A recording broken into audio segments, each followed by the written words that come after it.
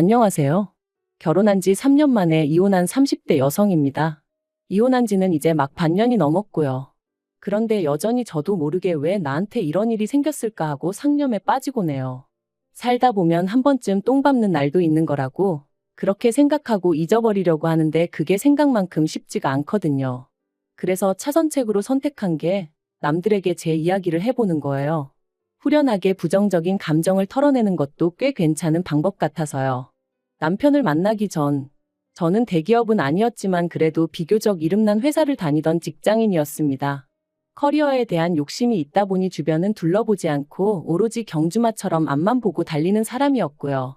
그리고 그렇다 보니 결혼은커녕 연애 한번 제대로 해보지 못하고 어느새 30을 넘겼는데 그럼에도 불구하고 급하다는 생각은 안 들대요. 그래서 나는 결혼하고는 크게 인연이 없는가 보다 했었는데 생각지도 못한 어쩌면 평생 나와 같이 늙어갈지도 모르겠다 생각했던 단짝 친구가 어느 날 갑자기 시집간다며 청첩장을 주는 게 아니겠어요? 정말이지 그때 제가 받은 충격은 뭐랄까. 누구보다 빨리 앞으로 달려나가고 있다고 생각했는데 어쩌면 나만 뒤처지고 있었던 건 아닐까 싶은 게 그리고 그때부터 정말 마음이 조급해지더라고요. 나도 더 늦기 전에 내 짝을 만나야 한다 그런 나름대로 강박이 생긴 것처럼 말이죠. 그런데 그런 제 마음을 제 후배가 눈치라도 챘던 건지 자기가 아는 오빠 중에 너무 괜찮은 사람이 있어서 그런다며 소개팅 자리를 만들어 주었고 그렇게 만나게 된 사람이 남편이었어요. 남편은 당시 식당에서 일을 하고 있었는데 말하기로는 시부모님이 향후 몇 년 이내에 은퇴를 하실 예정이고 그러면 자기가 물려받게 될 거라고 했습니다. 그래서 원래는 주말에만 도와드리곤 했었는데 저와 만나기 얼마 전 아예 회사를 관두고 식당 일에 뛰어들었다고 하더라고요. 그러면서 자기 이야기를 늘어놓는데 솔직히 처음에는 좀 별로다 싶었어요. 제 이야기를 들어주기보다는 자기 얘기를 하기에 바쁜 사람 같았으니까요. 하지만 대화를 좀 더 나눠보니 가족애도 있고 책임감도 있고 속이 깊은 사람 같더라고요. 그래서 남편이 한 번 더 만나고 싶다 했을 때 그러자 했네요. 그리고 그 이후로 몇 번의 만남을 더 갖게 되었고 그 인연이 이어져 부부의 연까지 맺게 되었죠. 남편과 결혼하던 당시 시댁에서 2억을 해주셨고 친정에서도 그와 비슷한 수준으로 지원을 해주셨습니다. 거기에 플러스로 남편은 남편대로 저는 저대로 모아둔 돈이 있었기에 솔직히 부족함이나 어려움 없이 신혼생활을 시작할 수 있었죠. 하지만 모든 것이 원만하게 흘러가는 듯했던 저희 결혼생활이 조금씩 삐그덕거리기 시작한 건 생각지도 못한 신우가 저희의 일상에 등장하면서였습니다. 남편에게는 위로 6살 많은 누나, 그러니까 신우가 있었는데 저는 결혼식 당일을 제외하곤 한 번도 신우와 따로 만남을 가져본 일이 없었어요. 남편이 몇 번이나 자리를 만들어 보려고 했었지만 매번 이런저런 이유로 신우가 약속을 파토냈었거든요. 그리고 솔직히 저는 그런 일들이 몇 번 반복되고 나니 남편에게 말은 못했지만 신우가 나를 싫어하나 그런 생각도 들대요. 그리고 신우 쪽에서 자꾸 약속을 파토내는데 저라고 그래도 만나요 하고 매달리는 것도 웃긴 것 같고 그래서 보게 되면 보는 거지 하고 내버려뒀더니 정말 결혼식 당일이나 되어서야 만나게 되었답니다. 그런데 다들 아시겠지만 결혼식 당일에 신부였던 제가 무슨 정신이 있어서 신우를 챙길 수가 있었겠어요? 남편 누나라니까 인사하고 그게 다였죠. 그리고 신혼여행 다녀와서 시댁에 인사를 갔던 날이었습니다. 어머님이 저더러 집에 가면 신우한테 전화 한 통 해주라면서 결혼식 당일날 제가 자기를 본체만 채 하더라며. 벌써부터 기어오르려고 드는 건지 뭔지 모르겠다. 한두 살 차이도 아닌데 어떻게 윗사람 대우를 안 해주냐 하며 서운해했다대요. 듣고 있는데 정말 황당했습니다. 그런 말을 하는 신우도 그런 신우한테 따끔하게 한마디 해주시진 못할 망정 오히려 말을 전하시는 어머님도 솔직히 얼마나 실망스러웠는지 몰라요. 하지만 그때만 하더라도 이제 갓 시집 온 입장이었던 만큼 제 목소리를 크게 내고 싶은 생각은 없었습니다. 그래서 그냥 어머님 말씀대로 신우에게 전화했고 그날 신경 써드리지 못해서 죄송하다 했더니 자기가 이번만큼은 그냥 처음이라 뭘 몰라서 그랬다 생각하고 넘어가겠다나요? 그런데 지금 생각해보면 애시당초 그때부터 아니다 싶은 건 아니라고 말을 했어야 하는데 제가 너무 순진하고 바보 같았어요. 아무튼 그런 일도 있었지만 그게 저와 남편의 결혼 생활에 어떤 영향을 미쳤던 건 아니었어요. 적어도 저는 그렇게 생각했죠. 하지만 결혼하고 1년쯤 됐을 땐가 신우가 시부모님 댁으로 들어간다고 하더라고요. 그런데 시매부랑 다 같이 들어가는 게 아니라 신우만 시조카를 데리고 들어간다는데 혹시 무슨 일이라도 있는 거냐는 제 질문에 남편은 그런 건 아니고 시매부한테 일이 있어서 당분간 떨어져 지내게 되었다면서 제가 신경 쓸 일이 아니라고 말 그대로 쓸데없는 관심 갖지 말라는 식으로 말을 하는 거예요.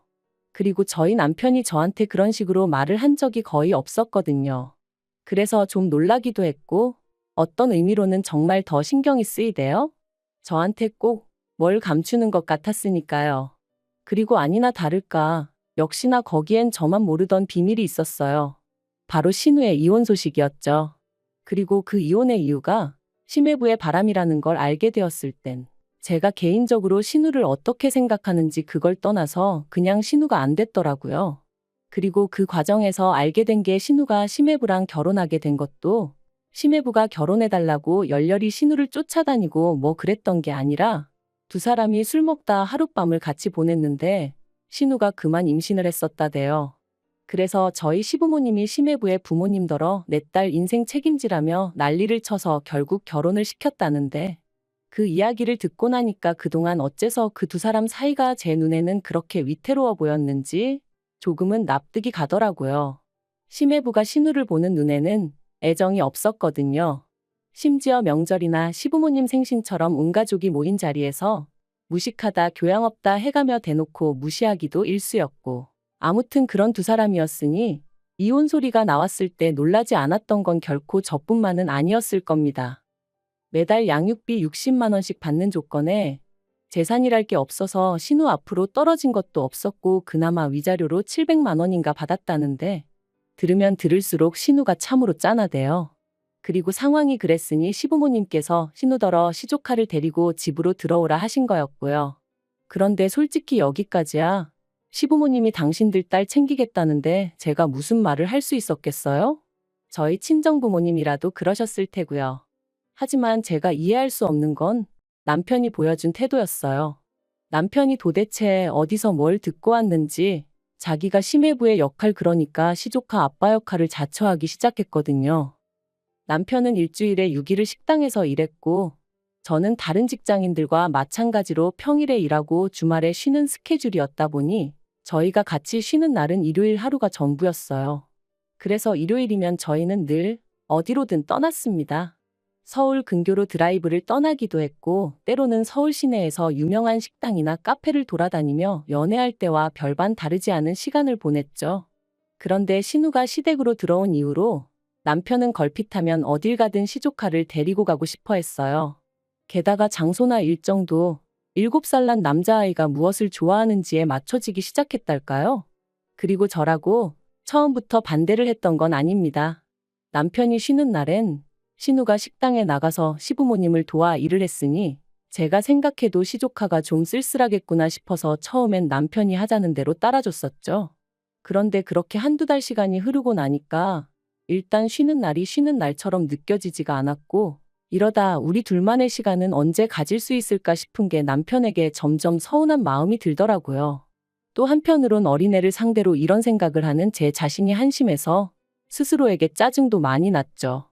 아무튼 고민 끝에 결국 남편에게 이제 시조카를 데리고 나가는 건 그만했으면 좋겠다고 어렵게 말을 꺼냈습니다. 그런데 남편은 저더러 지금 어린애를 질투라도 하는 거냐며 유치하다 하더니 그러면 저는 혼자 집에 있으라대요. 자기는 어쨌든 시조카가 안쓰러워서 나 몰라라는 못하겠다면서 말이죠. 그리고 전 이런 남편의 반응에 꽤 충격을 받았습니다. 하다못해 저를 어떻게든 달랜다던가 설득을 한다던가 그런 과정도 없이 저랑 시조카 중에 시조카를 딱 선택했다는 자체가 너무 서운했거든요. 그리고 그날 이후로 정말 저는 혼자 집에 남았고 남편은 시조카를 데리고 나가더군요. 그런데 그 상황 자체보다 더 황당했던 건 바로 그 다음 주부터는 신우까지 합세하여 셋이 외출을 했다는 거예요. 사실 신우가 일을 하니까 시조카 혼자 있게 하기가 뭐해서 남편이 데리고 다녀도 뭐라고 안 했던 건데 남편이랑 시조카 그리고 신우까지 누가 보면 셋이서 한 가족인 줄 알게끔 그렇게 주말마다 나가니 어처구니가 없더라고요. 그래서 남편한테 이제 보니 신우도 쉬는 거고, 그럼 신우가 시조카를 챙기면 되는 거지 당신까지 같이 나갈 필요가 있냐니까. 여자 혼자 애 데리고 다니면 사람들이 무시한대요. 그리고 신우가 지금 심리적으로 많이 위축되어 있기 때문에 남자인 자기가 옆에서 같이 다녀줘야 안심을 한다나요?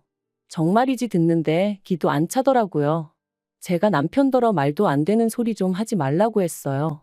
삼촌으로서 조카 챙겨주고 동생으로서 누나 챙겨주고 그러고 싶은 마음은 알겠지만 남편 역할부터나 제발 좀 똑바로 하란 말과 함께요. 그런데 이 이야기가 어머님 귀에 들어갔고 저는 정말 말 그대로 호되게 욕을 먹었습니다. 어머님께서 저더러 왜 이렇게 신부가 못돼 먹었냐면서 남매 사이를 갈라놓으려고 하는 거냐며 정말 실망이라셨거든요. 그래서 제가 어머님한테 제 입장도 이해를 좀 해달라고 하소연을 했습니다. 남편이 식당일 마무리하고 집에 오면 11시고 그럼 저희는 1시간도 채 같이 보내지 못한다. 그러다 만나는 게 일요일인데 언젠가부터 신우랑 시조카까지 남편이 챙긴다고더니 정작 부부로서 저희가 같이 함께 보낼 시간이 없다. 어머님도 여자고 아내이시면서 이런 제 마음은 왜 이해를 못 해주시냐. 그리고 저는 솔직히 제가 이렇게까지 이야기를 하면 어머님이 미안하다. 내가 미처 거기까진 생각을 못했다. 내가 네 신우고 네 남편이고 알아듣게 잘 이야기해보겠다 뭐.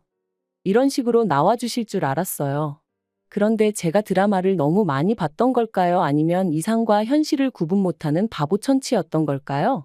어머님이 보여주신 반응은 제 예상과는 완전히 달랐습니다. 저더러 나는 여자고 아내고 그런 건 모르겠고 내 새끼들이 가깝게 지내는 게 좋다.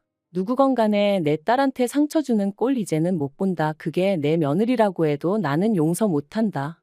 도무지 대화가 통하지 않는다는 게 이런 거구나 싶었어요. 그래서 어머님 뜻 잘 알겠다고 그러고 집으로 돌아왔습니다. 집에 돌아와 곰곰이 생각을 해봤는데 도무지 감당을 못하겠더군요.